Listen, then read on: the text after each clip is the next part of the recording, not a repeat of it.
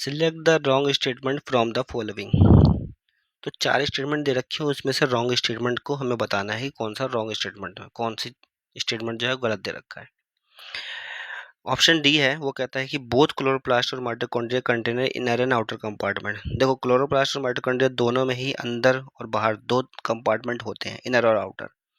ठीक है, तो डबल मेम्ब्रेन होती है दोनों के अंदर ही, तो ये राइट आंसर है, मतलब ये राइट स्टेटमेंट है। तो इस वजह से जो हैगा ये हमारा राइट आंसर नहीं है। ठीक है, रॉन्ग स्टेटमेंट पूछा हुआ है।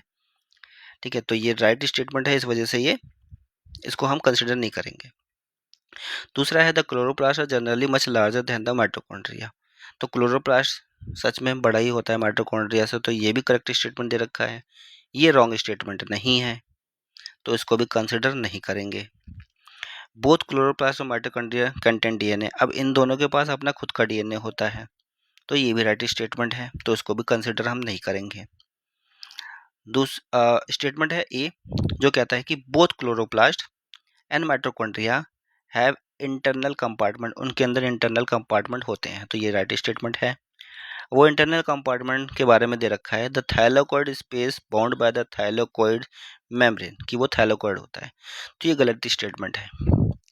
ठीक है, माइटोकॉन्ड्रिया के अंदर थैलेकोइड नहीं होता है, क्लोरोप्लास्ट के अंदर आपको थैलेकोइड्स मिलेगा, थैलेकोइड स्पेसिस में भी मिलेगा आपको, बट माइटोकॉन्ड्रिया के अंदर आपका जो है वो होता है क्रिस्टे।